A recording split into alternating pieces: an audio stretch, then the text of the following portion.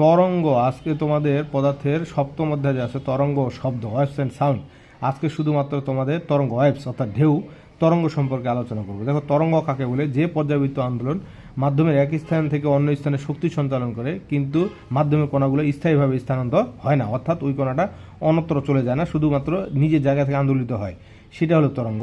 তো তরঙ্গ হচ্ছে দুই ধরনের, একটা অনুপ্রস্থ একটা অনুদৈর্ঘ্য।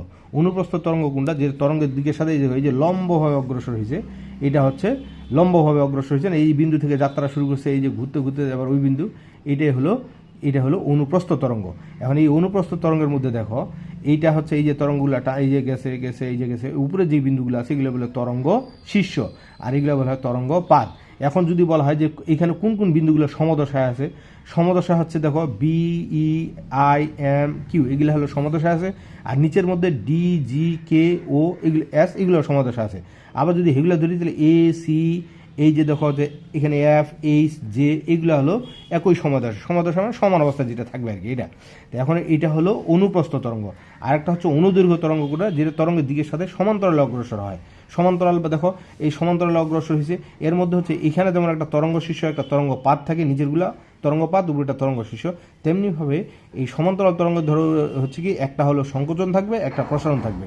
এই একটা সংকোচন একটা প্রসারণ মিলে হলো একটা পূর্ণ স্পন্দন, সংকোচন আর প্রসারণ মিলে পূর্ণ স্পন্দন, এইভাবে। আর এখানে হচ্ছে কোনটা একটা, এই যে দেখো একই তরঙ্গ দৈর্ঘ্য একটা হচ্ছে পূর্ণ স্পন্দন কাকে বলে? কোনো তরঙ্গ একটা নির্দিষ্ট বিন্দু থেকে যাত্রা শুরু করে, আবার যদি একই দিক থেকে ওই বিন্দুতে আসে, দেখো এই যে এই দিক থেকে এইখান থেকে যাত্রা শুরু করে আবার এই সমান্তরাল বরাবর ওই বিন্দুতে আসছে না, এটা হলো একটা পূর্ণ স্পন্দন। এইখানে কটা পূর্ণ স্পন্দন? দেখো এই যে এইখান থেকে যাত্রা শুরু করে একই দিক থেকে একটা, এই যে দুইটা, এই যে তিনটা, এই যে চারটা, এই যে পাঁচটা। আবার তরঙ্গ দূর এইভাবে হিসাব করতে পারি, এই যে মনে করো যে দুইটা তরঙ্গ শীর্ষের মাঝখানে মধ্যবর্তী দূরটাও তরঙ্গ দৈর্ঘ্য হয়, বা দুইটা তরঙ্গ পাদের মধ্যবর্তী দূরটাও তরঙ্গ দৈর্ঘ্য হতে পারে। আবার ওই যে এইখান থেকে শুরু করে এই পর্যন্ত একটা তরঙ্গ দৈর্ঘ্য হতে পারে। বিভিন্নভাবে তোমাদের প্রশ্নে দেওয়া থাকতে পারে তরঙ্গ দৈর্ঘ্য, সেটা তোমরা বের করতে পারবা।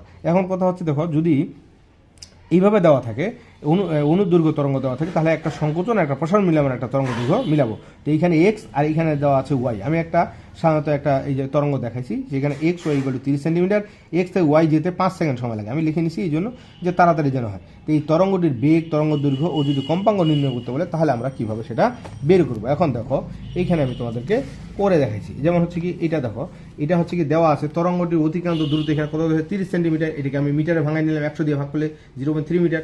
ওই দূরত্ব অতিক্রম করতে কত, 5 সেকেন্ড সময় লাগছে। আর মোট পূর্ণ স্পন্দন করে এই যে একটা, এই যে দুইটা, এই যে তিনটা, এই যে চারটা, মোট পূর্ণ স্পন্দন হলো 4টা। এখন তরঙ্গ বেগের ক্ষেত্রে যদি আমরা করি, তা তরঙ্গ বেগটাকে বলে তরঙ্গ 1 সেকেন্ডে যে দূরত্ব অতিক্রম করে সেটাকে বলা হয় তরঙ্গ বেগ। এখন দেখো তরঙ্গ হচ্ছে কি 5 সেকেন্ড অতিক্রম করে এত মিটার, তাহলে 1 সেকেন্ডে কত ভাগ করে এত মিটার পার সেকেন্ড, এটা হলো তরঙ্গ বেগ। আর কম্পাঙ্ক হচ্ছে কত, কম্পাঙ্ক F equal to N by T. দেখো এখানে সমীকরণটা লিখে দিচ্ছি আমি, এফ ইকুয়াল টু কত 1 বাই টি হয়। 1 বাই টি হলে একটি কম্পনের ক্ষেত্রে, কিন্তু যদি একাধিক কম্পন হয় তখন হবে সূত্রটা F equal to N by T. তো এন বাই টি হলো কম্পন সংখ্যা, এন হলো কি কম্পন সংখ্যা, তাহলে ওখানে এন কম্পন সংখ্যাটা এখানে আছে 4টা, আর সময় লাগছে কত 5 সেকেন্ড। তাহলে এফ ইকুয়াল টু কি হচ্ছে, এন বাই টি হচ্ছে। তো এন এর মান বসাইছি আর এফ এর মান বসাইছি, ঠিক আছে। মান বসাই যে এত হাস, কারণ কম্পাঙ্কের একক হলো হাস। আর তরঙ্গ দৈর্ঘ্য দেখো, তরঙ্গ দৈর্ঘ্য হচ্ছে কি আমরা জানি কি ভি ইকুয়াল টু, এই যে দেখো সমীকরণটা কি, V equal to F lambda. তো ওই সমীকরণ থেকে আমরা বার করতে পারি, যেহেতু আমাদের কি এখানে ভি এর মান বের হয়ে গেছে, এফ এর মানও বের হয়ে গেছে, V equal to F lambda. তাহলে ল্যামডা ইকুয়াল টু কত, ভি বাই এফ হলো, ভি এর মান বসাই দিচ্ছি, ইয়াটা বের করে নিয়ে নিছি। এটা আবার এইভাবেও বাড়ি করা যায় যে তরঙ্গ দৈর্ঘ্য যেহেতু এখানে আমার দেওয়া ছিল কি বলতো, এখানে তরঙ্গ দৈর্ঘ্য দেওয়া ছিল এত মিটার ছিল না, অতিক্রম মোট অতিক্রান্ত দূরত্ব এত, আর পূর্ণ স্পন্দন করা 4টা তরঙ্গ দৈর্ঘ্য। তরঙ্গ একটি পূর্ণ স্পন্দনে যে দূরত্ব অতিক্রম করে সেটা হলো তরঙ্গ দৈর্ঘ্য। তাহলে 4টায় যদি অতিক্রম করে এত মিটার, তাহলে একটাই যেটা বের হবে সেটাই হলো আমাদের তরঙ্গ দৈর্ঘ্য। এইভাবে আমরা বের করতে পারি। এখন দেখো এইখানে আমি একটা, এই যে সূত্রটা ছিল এখানে একটা, এই যে দেখো আবার একটা এরকম একটা টানি দিয়ে দিছি। তো তোমরা এটা দেখবা, এখানে এ থেকে বি পর্যন্ত দূরত্ব দিছি কত, 3 মিটার। এ থেকে বিতে যেতে সময় লাগে কত, 4 সেকেন্ড। এটা আমি দিয়ে দিছি, এই যে দেখাই দিছি এখানে এগুলো তরঙ্গ পাত, উপরেগুলো হচ্ছে দুইটার মধ্যেও তরঙ্গ দৈর্ঘ্য হতে পারে, দুইটা তরঙ্গ পাদের মধ্যেও তরঙ্গ দৈর্ঘ্য হতে পারে, আর এই বিন্দু থেকে এই বিন্দুতেও তরঙ্গ দৈর্ঘ্য, যেমন এইখান থেকে এখানে তরঙ্গ দৈর্ঘ্য হতে পারে, তরঙ্গ শীর্ষ আর সমদশা তো বুঝাই দিয়ে দিলাম। এখান থেকে আমি প্রশ্ন দিচ্ছি তরঙ্গটির এই তরঙ্গটার কম্পাঙ্ক কত হবে, তরঙ্গ দৈর্ঘ্য কত হবে, তরঙ্গ বেগ কত হবে, সেটা তোমরা যদি করে আমাকে কমেন্ট বক্সে জানাবা। আর যদি তোমরা না পারো তাহলে সেটা অবশ্যই আমাকে বলবা, আমি সেটা করে দিয়ে দিব। এখন আসো আসো দোলন গতির যে তোমাদের ওখানে আছে দোলন গতির এখানে হচ্ছে কি এই যে দোলন কাল যেগুলো হচ্ছে কি এই যে সরল দোলকের ক্ষেত্রে এই সূত্রটা প্রয়োগ করা হয়। আবার স্প্রিং, একটা স্প্রিংকে যদি ঝুলাই দিই সেটাও কি হবে, দোদুল্যমান দুলতে থাকবে, সেটাও একটা কম্পনের সৃষ্টি করবে।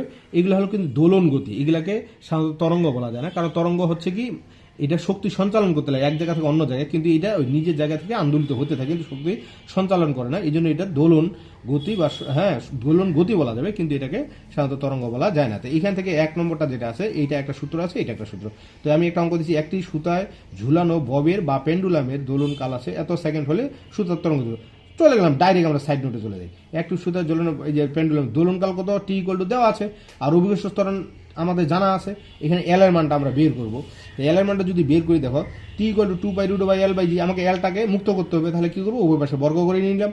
বর্গ যদি করি তাহলে এখানে কত হচ্ছে টি স্কয়ার, ঠিক আছে না, এখানে হচ্ছে কত টি স্কয়ার, আর এখানে কত বর্গ যদি করি তাহলে এখানে 2 2 4, আর এই যে পাই স্কয়ার স্কয়ার রুটে কাটা গেলে L/g হয়। তো এখন দেখো এই যে আর গুণ টি স্কয়ার আর জি গুণ করলে টি স্কয়ার জি, আর এখানে তো তিনটাই উপরে আছে, ওই জন্য 4π² L লিখছি, এলটাকে রেখে দিলাম। তাহলে এলটাকে রেখে দিলে এটা কি নিচে চলে গেল না, এই পাশে গুণ আছে এই পাশে ভাগ হয়ে গেল।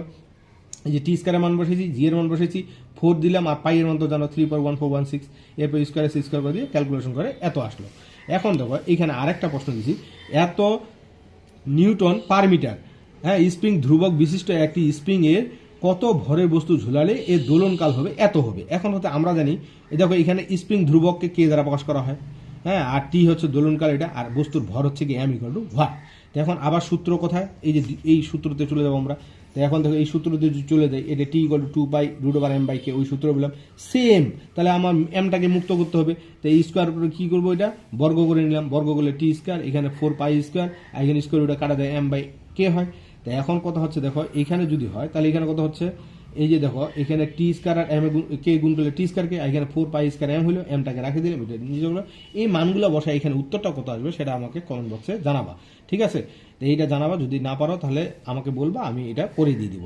আরেকটা জিনিস, তোমাদের এই সূত্রে এখানে কিন্তু আমি একটু কঠিনভাবে করে দিচ্ছি, মানে কঠিন মানটা যেটা এখানে এল এর মান বা এম এর মান আমি বের করতে বলছি। যদি তোমাদের এই যে এল এর মান দেওয়া থাকে আর যদি মনে করো দোলনকাল বের করতে বলে, তাহলে তো সূত্র এখানে কোনো ওইখানে বসাই দিয়ে ক্যালকুলেশন করলে হয়ে যাবে, ওটা আরো সহজ হবে।